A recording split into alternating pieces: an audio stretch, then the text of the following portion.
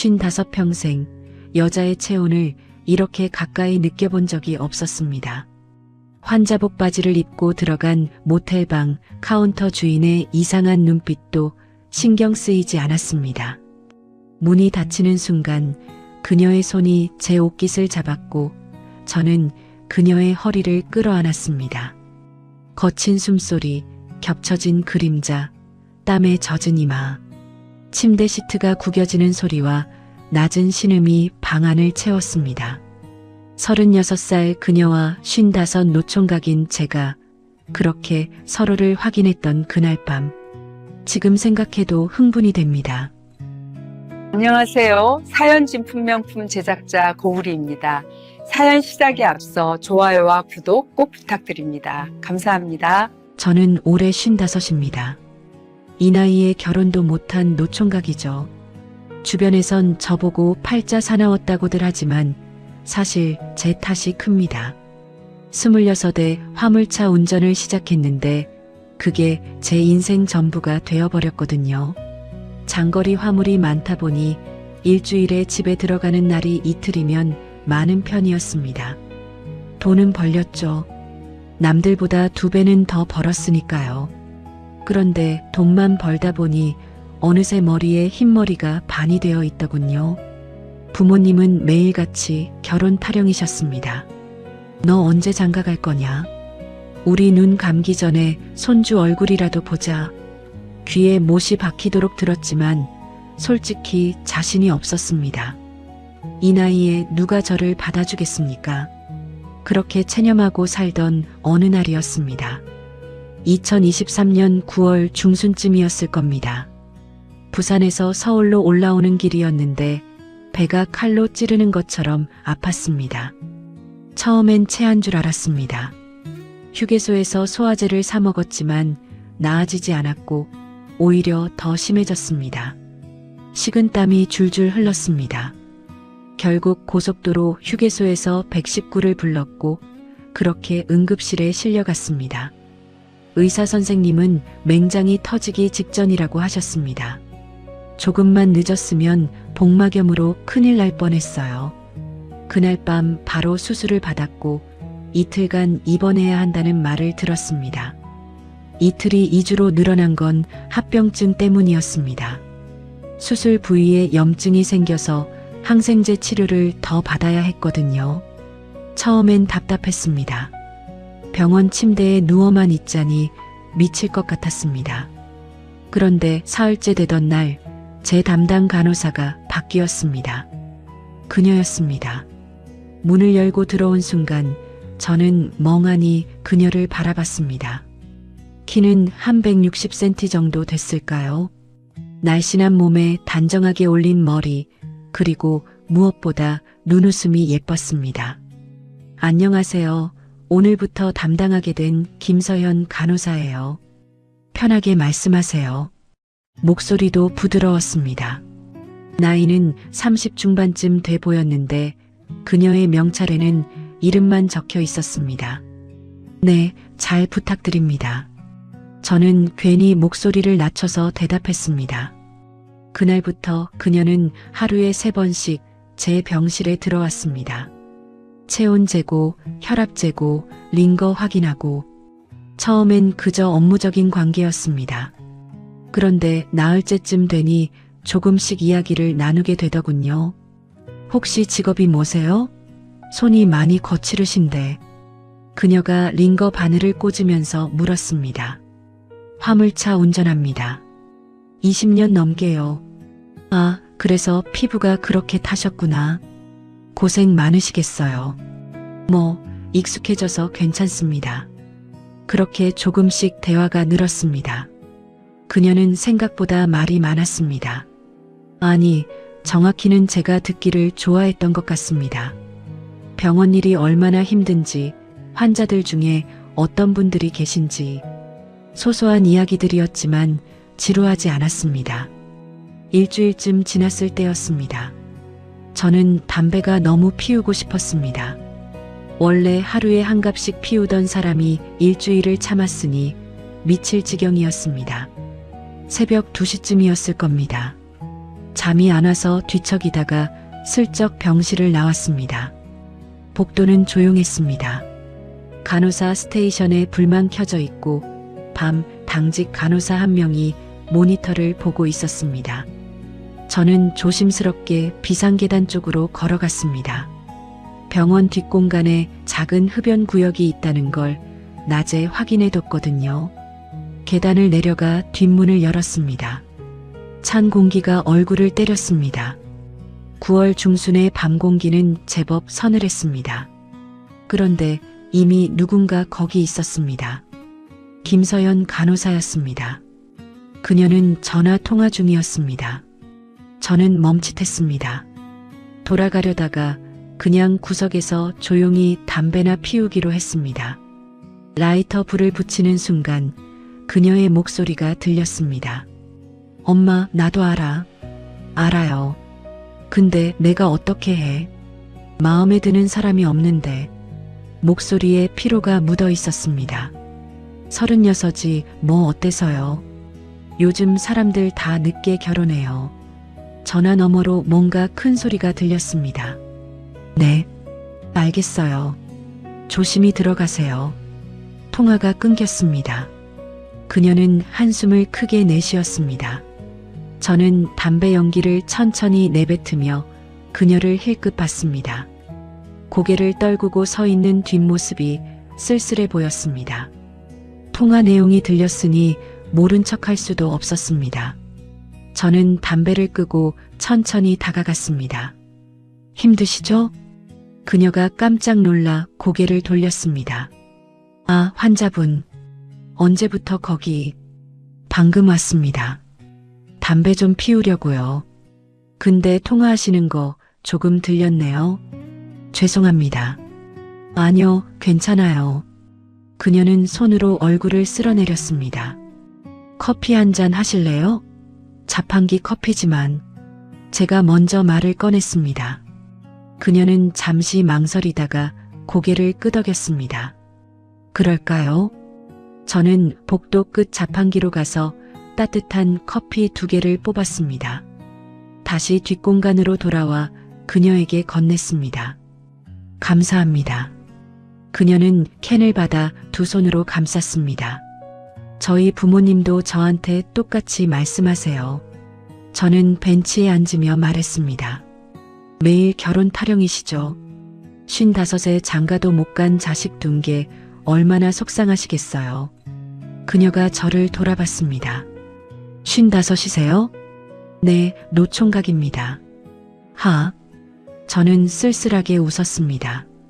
전 36인데 부모님은 20 넘으면 시집가야 한다고 생각하시는 분들이에요. 그녀도 벤치에 앉았습니다. 요즘 누가 그렇게 빨리 결혼해요. 그죠? 그러니까요. 근데 부모님 세대는 이해를 못 하시더라고요. 맞습니다. 저도 26에 화물차 시작하면서 결혼은 나중에 하자 했는데 나중이 이렇게 되어버렸네요. 우리는 그렇게 한참을 이야기했습니다. 결혼 압박, 혼자 사는 삶, 외로움, 공감되는 게 많았습니다. 그날 밤 이후로 뭔가 달라졌습니다. 다음 날 낮에 그녀가 제 병실에 들어왔을 때 눈이 마주치자 서로 웃었습니다. 묘한 동질감 같은 게 생긴 것 같았습니다. 이틀 뒤 저는 또 새벽에 담배를 피우러 나갔습니다. 이번엔 습관처럼 뒷공간으로 향했습니다. 문을 여는 순간 그녀가 거기 있었습니다. 믹스커피를 들고 벤치에 앉아 있었습니다. 오셨어요? 그녀가 먼저 말을 걸었습니다. 네, 담배. 이제 습관이 되셨나 봐요. 그녀는 웃으며 옆자리를 톡톡 쳤습니다. 앉으세요. 저는 담배를 입에 물고 앉았습니다. 우연인지 일부러 기다린 건지는 모르겠습니다. 하지만 솔직히 기분이 좋았습니다. 이렇게 자주 보니까 되게 좋네요. 제가 먼저 말했습니다. 자주 봐요, 우리. 그녀는 커피를 한 모금 마시고 고개를 끄덕였습니다. 그러게요. 신기하죠? 환자 퇴원하면 못 보는 거 아닙니까? 저는 농담처럼 말했지만 속마음이었습니다. 그럼 퇴원 안 하면 되죠. 그녀도 농담으로 받았습니다. 우리는 웃었습니다. 그날 밤 저는 잠이 오지 않았습니다. 가슴이 두근거렸습니다. 이 나이에 이런 감정이 다시 올 줄은 몰랐습니다. 이틀 뒤였습니다. 또 새벽이었습니다. 저는 담배를 피우러 나가려고 복도를 걷고 있었습니다. 그런데 비상계단 쪽에서 소리가 들렸습니다. 여자의 목소리였습니다. 저는 계단 문 앞에서 멈췄습니다. 살짝 열린 틈 사이로 안을 들여다봤습니다. 김서연 간호사였습니다. 그녀는 전화 통화를 하고 있었는데 울고 있었습니다. 아빠, 나도 하고 싶어요. 근데 마음에 드는 사람이 없다니까요. 흐느끼는 목소리였습니다. 네, 최선을 다해 볼게요. 제발 그만 좀 그러세요. 통화가 길어졌습니다. 저는 문 밖에서 서서 기다렸습니다. 5분쯤 지났을까요? 통화가 끊어진 것 같았습니다. 저는 조용히 자판기로 가서 따뜻한 커피를 뽑았습니다. 그리고 계단 문을 열고 들어갔습니다. 그녀는 계단 난간에 기대어 서 있었습니다. 어깨가 작게 떨리고 있었습니다. 서연 씨, 제가 조용히 불렀습니다. 그녀가 깜짝 놀라 뒤를 돌아봤습니다. 눈이 빨갛게 부어 있었습니다. 환자분, 커피요. 저는 캔을 내밀었습니다. 그녀는 잠시 망설이다가 받았습니다. 괜찮습니다. 다 괜찮아요. 제가 옆에 서서 말했습니다. 부모님 마음도 이해는 가지만 서연 씨 마음도 소중한 거잖아요. 그녀는 고개를 숙였습니다. 고맙습니다. 작은 목소리였습니다. 창밖으로 달빛이 들어왔습니다. 9월의 둥근 달이 환하게 계단을 비추고 있었습니다. 그 빛 속에서 그녀의 옆얼굴이 너무 아름다워 보였습니다. 눈물 자국이 남아 있어도, 붉게 부은 눈두덩이 있어도 제 심장이 빠르게 뛰었습니다. 저는 제가 무슨 짓을 하는 건지도 모른 채 그녀에게 다가갔습니다. 그리고 입을 맞췄습니다. 그녀가 움찔했습니다. 하지만 밀어내지 않았습니다. 오히려 손이 올라와 제 뺨을 감쌌습니다. 우리는 그렇게 한참을 입을 맞췄습니다. 달빛 아래에서, 아무도 없는 계단에서 시간이 멈춘 것 같았습니다. 입술이 떨어졌을 때 저는 그녀의 눈을 똑바로 봤습니다. 서연 씨, 제 목소리가 떨렸습니다. 나이는 많지만 그래도 괜찮다면. 숨을 한번 크게 들이마셨습니다. 우리 연애할래요? 그녀는 눈물이 고인 눈으로 저를 바라봤습니다. 그리고 천천히 고개를 끄덕였습니다. 네. 그 한마디에 제 가슴이 터질 것 같았습니다. 55에 처음 느껴보는 감정이었습니다. 그날 밤 이후로 우리의 관계는 완전히 달라졌습니다. 낮에는 여전히 환자와 간호사였지만 밤에는 달랐습니다. 새벽 2시가 되면 저는 슬쩍 병실을 빠져나갔습니다. 그녀도 당직 시간 틈을 내서 뒷공간으로 나왔습니다. 우리는 거기서 손을 잡았습니다. 55평생 이렇게 떨리는 손잡기는 처음이었습니다. 차갑네요, 손이. 그녀가 제 손을 두 손으로 감쌌습니다. 트럭 운전하다 보면 겨울엔 손이 얼어요. 그래서 항상 이래요. 이제 제가 녹여드릴게요. 그녀는 제 손에 입김을 불어넣었습니다. 그 순간 제 가슴이 뜨거워졌습니다. 우리는 그렇게 매일 밤 몰래 만났습니다. 계단에서, 뒷공간에서, 가끔은 옥상에서. 사람들 눈을 피해 숨어 다니는 게 조금 답답하기도 했지만 한편으론 설렜습니다. 어릴 적 소풍 전날 밤처럼요. 낮에는 핸드폰으로 메시지를 주고받았습니다. 오늘 밤엔 옥상에서 봐요. 알겠습니다. 2시에요? 네, 기다릴게요. 짧은 문장들이었지만 읽을 때마다 웃음이 났습니다. 일주일이 지났습니다. 의사 선생님이 퇴원해도 좋다고 하셨습니다. 이제 괜찮아요. 내일 퇴원 수속 밟으시면 됩니다. 기뻐야 할 일이었지만 동시에 아쉬웠습니다. 그날 밤 저는 그녀를 옥상에서 만났습니다. 퇴원하신대요? 그녀가 먼저 물었습니다. 네, 내일이요. 그럼 이제 못 보는 건가요? 그녀의 목소리에 떨림이 있었습니다. 저는 그녀의 손을 꽉 잡았습니다. 무슨 소리예요? 이제 제대로 만나는 거죠. 병원 밖에서요. 정말요? 당연하죠. 연애한다고 했잖아요. 그녀가 웃었습니다. 달빛 아래 그녀의 웃는 얼굴이 눈부셨습니다. 내일 퇴원하면 전화 드릴게요. 시간 되실 때 만나요. 네, 기다릴게요. 우리는 그날 밤 오래도록 옥상에 서 있었습니다. 다음 날 낮 11시쯤 퇴원 수속을 마쳤습니다. 병원 로비를 나서는데 뒤에서 목소리가 들렸습니다. 환자분, 돌아보니 그녀였습니다. 하얀 가운을 입고 뛰어왔습니다. 퇴원 축하드려요. 숨을 헐떡이며 말했습니다. 고맙습니다, 서연 씨. 저는 주변을 힐끗 보고 나서 작게 손을 흔들었습니다. 저녁에 연락드릴게요. 네, 기다릴게요. 그녀도 작게 웃으며 손을 흔들었습니다. 집에 돌아와 짐을 정리하고 샤워를 했습니다. 오랜만에 제대로 된 샤워였습니다. 거울을 보니 수염이 덥수룩했습니다. 면도를 깔끔하게 했습니다. 옷장을 열어 제일 괜찮은 옷을 꺼냈습니다. 평소엔 작업복만 입고 다녔는데 오늘은 달랐습니다. 저녁 6시에 그녀에게 전화했습니다. 서연 씨, 저예요. 네, 기다렸어요. 오늘 저녁 시간 되세요?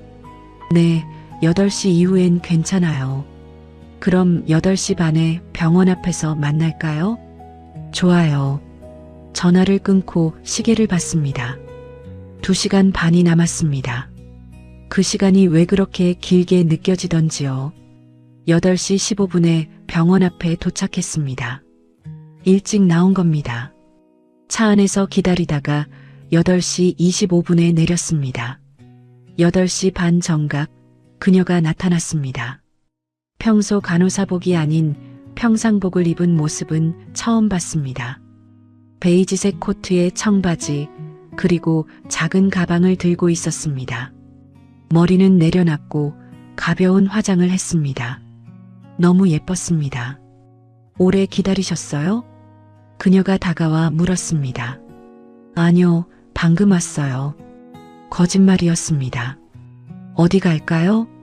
서연 씨가 좋아하는 곳으로 가요. 저 분위기 좋은 곳 알아요. 투달이라고. 투달이요? 네, 술집인데 되게 조용하고 좋아요. 좋습니다. 가죠. 우리는 나란히 걸었습니다. 병원에서 10분 정도 걸어가니 작은 골목이 나왔습니다.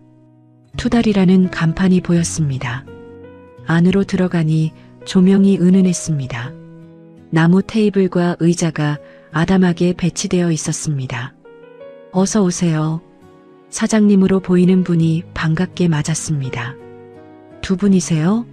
안쪽 자리로 안내해 드릴게요. 구석 자리에 앉았습니다. 메뉴판을 보니 안주 종류가 다양했습니다. 서연 씨는 뭐 드실래요? 저는 소주 괜찮아요. 환자분은요? 저도 소주 좋습니다. 그리고 이제 환자 아니니까 편하게 불러주세요. 그럼 뭐라고 부를까요? 이름이 민수예요. 이민수, 민수 씨. 그녀가 제 이름을 부르는 소리가 좋았습니다. 서연 씨, 저도 그녀의 이름을 불렀습니다. 우리는 마주보고 웃었습니다. 소주 2병과 안주 몇 가지를 시켰습니다. 첫 잔을 따랐습니다. 건배할까요? 네. 잔이 부딪히는 소리가 청아했습니다. 소주가 목을 타고 넘어갔습니다. 오랜만에 마시는 술이 좋았습니다. 병원에서 퇴원하니까 어때요? 그녀가 물었습니다. 시원하죠. 그런데 한편으론 아쉬웠어요. 왜요? 서연 씨 매일 보다가 못 보니까요. 그녀가 볼을 붉혔습니다. 저도요. 자꾸만 병실 쪽 보게 되더라고요. 우리는 두런두런 이야기를 나눴습니다. 각자의 일상, 좋아하는 것들, 살아온 이야기들. 시간 가는 줄 몰랐습니다. 소주 2병이 금방 비었습니다.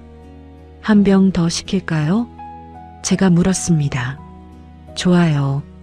그녀도 취기가 올라온 것 같았습니다. 볼이 발그레했습니다. 3번째 병을 비울 때쯤 그녀가 말했습니다. 민수 씨, 네. 오늘 정말 좋았어요. 저도요. 저는 그녀의 손을 잡았습니다. 테이블 위로 손을 뻗어 꼭 잡았습니다. 그녀도 제 손을 잡았습니다. 더 있고 싶네요. 이렇게 그녀가 말했습니다. 제 가슴이 두근거렸습니다. 서연 씨, 네. 저 지금 하고 싶은 말이 있는데 말을 망설였습니다. 그녀는 제 눈을 보며 기다렸습니다. 오늘 밤 저랑 같이 있어 줄래요? 조심스럽게 물었습니다. 그녀는 잠시 침묵했습니다. 그리고 천천히 고개를 끄덕였습니다. 네. 작지만 확실한 대답이었습니다. 저는 계산을 하고 밖으로 나왔습니다. 밤 공기가 차가웠습니다. 하지만 제 몸은 뜨거웠습니다. 어디로 갈까요? 제가 물었습니다. 뭐를 알아보실래요? 그녀가 말했습니다. 저는 핸드폰으로 근처 모텔을 검색했습니다. 걸어서 5분 거리에 하나 있었습니다. 저기로 갈까요? 네. 우리는 골목길을 걸었습니다. 손을 꼭 잡고요. 모텔 입구에 도착했습니다. 스카이 모텔이라는 간판이 보였습니다. 문을 열고 들어가니 카운터에 40대로 보이는 남자가 앉아 있었습니다.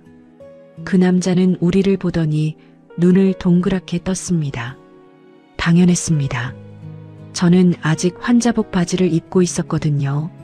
퇴원할 때 급하게 나와서 상의만 갈아입고 하의는 그대로였습니다. 환자복 바지에 병원 이름이 선명하게 박혀 있었습니다. 모텔 주인은 저를 위아래로 훑어봤습니다. 그리고 서연 씨를 봤습니다. 명백히 이상하다는 눈빛이었습니다. 방 있나요? 제가 물었습니다. 아, 네. 있습니다. 주인은 어색하게 대답하며 키를 내밀었습니다. 3층 305호요. 감사합니다. 저는 카드를 긁고 키를 받았습니다. 엘리베이터를 타고 3층으로 올라갔습니다. 문을 열고 들어가니 작지만 깔끔한 방이었습니다. 불을 켜자 침대와 작은 테이블이 보였습니다. 창문 너머로 도시의 불빛이 흐릿하게 들어왔습니다. 문이 닫히는 순간 우리는 서로를 끌어안았습니다. 입술이 맞닿았습니다. 병원 계단에서의 키스보다 더 깊고 간절했습니다. 옷깃을 잡은 손에 힘이 들어갔습니다. 숨이 가빠졌습니다. 심장이 터질 것처럼 뛰었습니다. 그녀의 체온이 느껴졌습니다. 부드러운 머리카락의 감촉이 손끝에 닿았습니다. 은은한 샴푸 냄새가 코끝을 스쳤습니다. 저는 그녀를 조심스럽게 침대 쪽으로 이끌었습니다. 천천히, 아주 천천히요. 그녀도 거부하지 않았습니다. 오히려 제 손을 더 꽉 잡았습니다. 우리는 그렇게 서로를 확인했습니다. 거친 숨소리와 낮은 신음이 방 안을 채웠습니다. 땀이 이마를 타고 흘렀습니다. 겹쳐진 그림자가 벽에 어른거렸습니다. 시간이 얼마나 흘렀는지 몰랐습니다. 모든 게 꿈 같았습니다. 55평생 이런 밤은 처음이었습니다. 이불 속에서 그녀를 안고 있었습니다. 그녀의 머리가 제 가슴에 기대어 있었습니다. 규칙적인 숨소리가 들렸습니다. 창밖으로 새벽 공기가 스며들었습니다. 민수 씨, 그녀가 작게 불렀습니다. 네. 후회 안 해요? 무슨 소리예요? 전 지금 세상에서 제일 행복합니다. 그녀가 제 가슴에 얼굴을 파묻었습니다. 저도요. 우리는 그렇게 새벽까지 이야기했습니다. 미래의 일, 두려운 것들, 하고 싶은 것들. 우리 나이 차이 많이 나잖아요. 그녀가 말했습니다. 19살이죠. 네. 주변에서 뭐라고 할 것 같아요. 그럼 어쩌겠어요. 우리가 행복하면 되는 거 아닌가요? 민수 씨는 괜찮으세요? 저 같은 사람이랑. 무슨 소리예요? 제가 더 감사하죠. 이 나이에 서연 씨 같은 사람을 만나다니. 그녀가 제 손을 꼭 잡았습니다. 저희 부모님한테 말씀드려야 할 텐데. 그럼 드리죠. 제대로요. 반대하실 것 같은데. 설득할 겁니다. 시간이 걸려도요. 그녀는 고개를 들어 저를 봤습니다. 눈빛이 흔들렸습니다. 진심이에요? 당연하죠. 저는 그녀의 이마에 키스했습니다. 제가 나이는 많지만 서연 씨 평생 잘해드릴 자신은 있습니다. 그녀가 울먹였습니다. 고마워요. 제가 더 고맙죠. 우리는 그렇게 서로를 안고 잠들었습니다.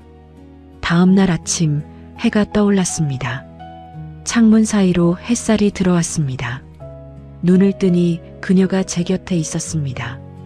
꿈이 아니었습니다. 진짜였습니다. 그날 이후로 우리는 본격적으로 연애를 시작했습니다. 일주일에 2~3번씩 만났습니다. 그녀의 근무 스케줄에 맞춰 시간을 조율했습니다. 저도 화물차 일정을 조금씩 조정했습니다. 장거리 운행보다는 짧은 거리를 선택했습니다. 수입은 줄었지만 상관없었습니다. 그녀와 함께 있는 시간이 더 중요했습니다. 한 달쯤 지났을 때 그녀가 말했습니다. 민수 씨, 우리 진지하게 생각해 봐야 할 것 같아요. 카페에서 커피를 마시던 중이었습니다. 무슨 말이에요? 앞으로의 일이요. 계속 이렇게만 만날 순 없잖아요. 그녀의 목소리에 진지함이 묻어 있었습니다. 서연 씨 말이 맞아요. 저도 생각하고 있었어요. 저는 커피잔을 내려놓고 그녀의 손을 잡았습니다. 부모님께 말씀드리죠. 양쪽 다요. 그녀가 입술을 깨물었습니다. 저희 부모님이 쉽지 않으실 것 같아요. 알아요. 나이 차이도 있고 제 직업도 그렇고. 아니에요. 그게 아니라. 그녀가 말을 잇지 못했습니다. 괜찮아요. 뭐가 됐든 제가 설득할게요. 정말요? 네. 서연 씨만 제 옆에 있어주면 돼요. 그녀는 눈시울을 붉혔습니다. 고마워요, 민수 씨. 일주일 후 먼저 제 부모님께 말씀드렸습니다. 아버지, 어머니, 할 말이 있어요. 저녁 식사 자리였습니다. 무슨 일인데? 아버지가 물으셨습니다. 저 여자친구가 생겼습니다. 순간 정적이 흘렀습니다. 어머니가 먼저 반응하셨습니다. 정말? 진짜야? 네, 진짜예요. 어떤 사람인데? 나이는? 36살이고 간호사예요. 어머니의 표정이 밝아졌습니다. 간호사? 괜찮은 직업이네. 언제 데리고 와봐. 네, 조만간 모시고 올게요. 아버지도 흐뭇하게 웃으셨습니다. 잘했다. 내 나이에 좋은 사람 만나서 다행이구나. 부모님 반응은 생각보다 좋았습니다. 문제는 그녀의 부모님이었습니다. 다음 주 일요일 서연 씨와 함께 그녀의 집을 찾아갔습니다. 경기도 수원에 있는 작은 아파트였습니다. 초인종을 누르자 중년 여성이 문을 열었습니다. 서연 씨의 어머니였습니다. 어머니, 다녀왔어요. 그래, 들어와. 어머니는 저를 보고 표정이 굳었습니다. 이쪽은 제 남자친구예요. 이민수라고 하세요. 안녕하세요. 이민수입니다. 저는 허리를 깊이 숙였습니다. 어머니는 대답 없이 저를 위아래로 훑어봤습니다. 거실로 들어가니 아버지도 계셨습니다. 아버지, 이쪽은 안녕하십니까? 이민수입니다. 저는 다시 인사했습니다. 아버지도 표정이 좋지 않았습니다. 앉아. 짧은 말씀이었습니다. 소파에 앉았습니다. 어색한 침묵이 흘렀습니다. 나이가 어떻게 되시나? 아버지가 먼저 물으셨습니다. 55입니다. 뭐? 어머니가 놀라서 소리쳤습니다. 55이라고요? 네. 우리 서연이가 36인데 거의 20살이나 차이 나잖아. 어머니의 목소리가 높아졌습니다. 어머니, 그게 중요한 게 아니에요. 서연 씨가 말했습니다. 중요하지 않은 게 어딨어. 나이 차이가 얼만데. 사랑하면 되는 거 아니에요? 사랑? 그게 다야? 결혼은 현실이야, 현실. 어머니와 서연 씨의 목소리가 높아졌습니다. 아버지가 손을 들어 제지했습니다. 조용히 해. 일단 이야기나 들어보자. 아버지가 저를 봤습니다. 직업은 뭐 하시나? 화물차 운전합니다. 화물차? 어머니가 또 놀랐습니다. 화물차 운전사라고요? 네. 20년 넘게 했습니다. 결혼은 왜 이제 하려고 해요?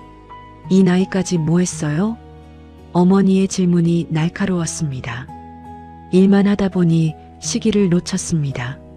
솔직히 말씀드리면 결혼할 생각이 없었습니다. 그럼 우리 딸은 왜 만나요? 장난해요? 아닙니다.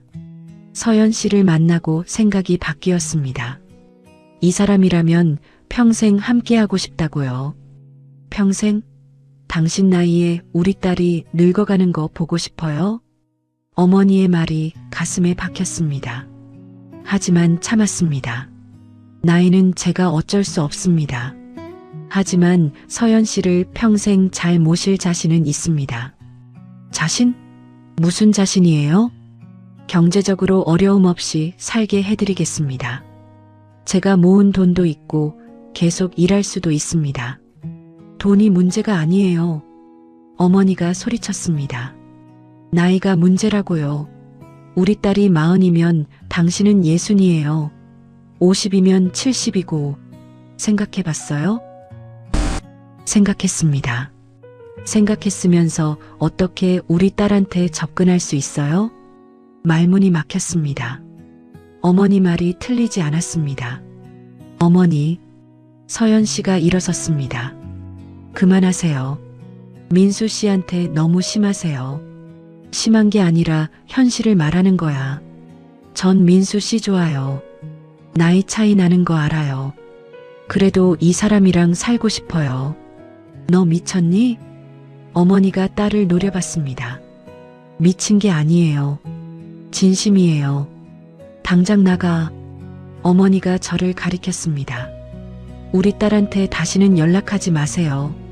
어머니, 나가라고. 저는 일어섰습니다.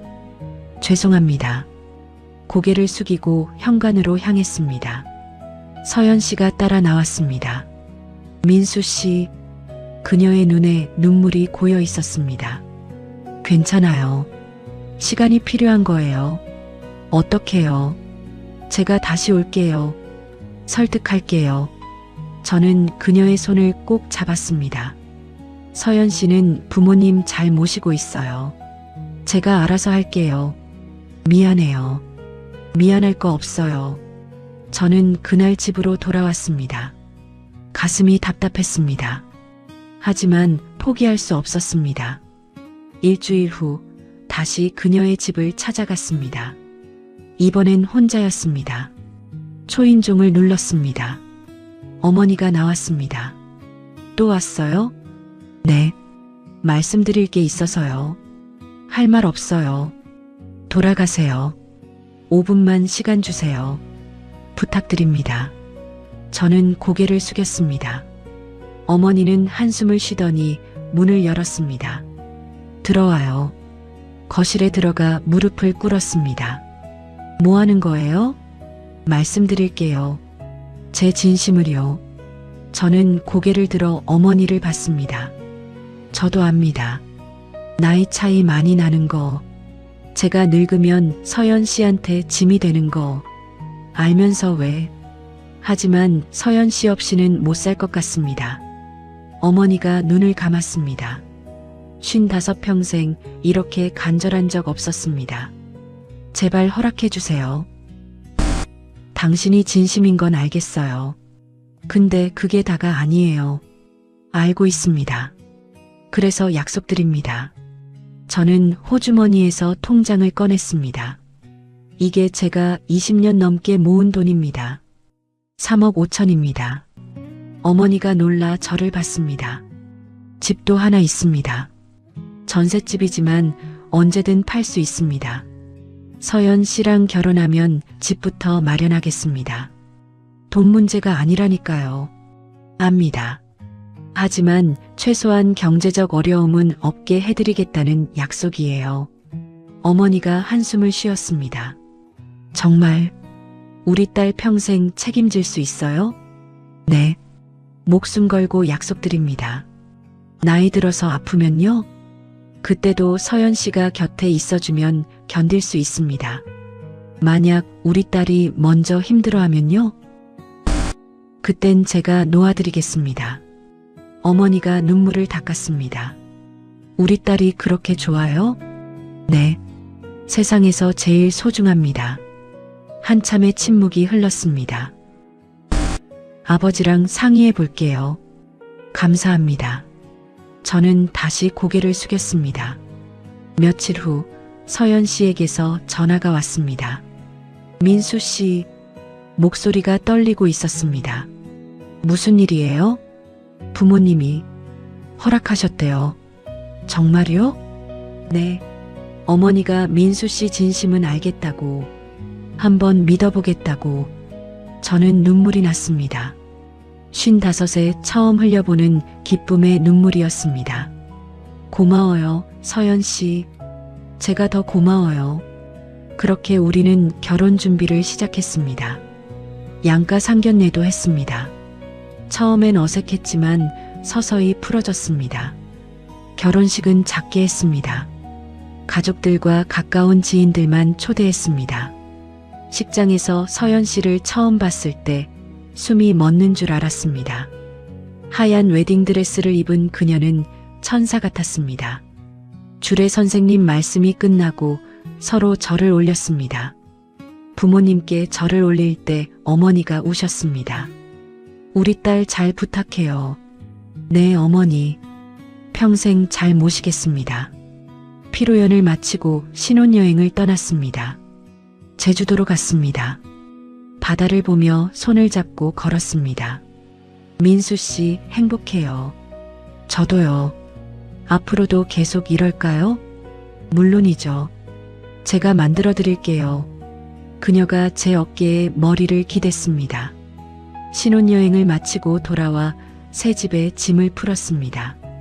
수원에 있는 새 아파트였습니다. 제가 모은 돈으로 산 집이었습니다. 30평 남짓한 크기였지만 우리에겐 충분했습니다. 결혼 후 6개월이 지났을 때였습니다. 어느 날 저녁 서연 씨가 말했습니다. 민수 씨, 병원 갔다 왔어요. 어디 아파요?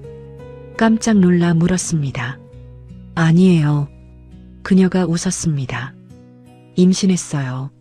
순간 세상이 멈춘 것 같았습니다. 정말요? 네, 12주 됐대요. 저는 그녀를 끌어안았습니다. 고마워요. 정말 고마워요. 저도 기뻐요. 우리는 그날 밤 오래도록 이야기했습니다. 아이 이름은 뭐로 할지, 어떻게 키울지, 행복한 상상들이었습니다. 지금 아내는 임신 7개월입니다. 배가 많이 불러왔습니다. 저는 화물차 일을 줄였습니다. 장거리는 아예 안 갑니다. 아내 곁에 있고 싶어서요. 매일 아침 아내 배에 대고 말을 겁니다. 아빠야, 건강하게 나와야 해.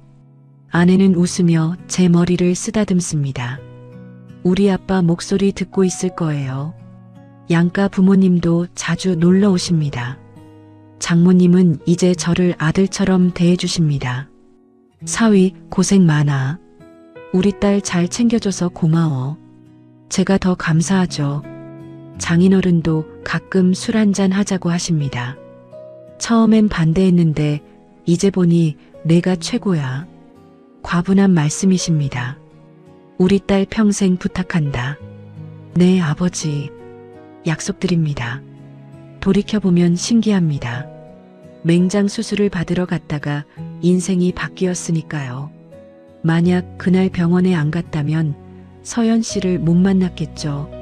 만약 그날 밤 담배를 피우러 안 나갔다면 이야기를 나눌 기회가 없었겠죠.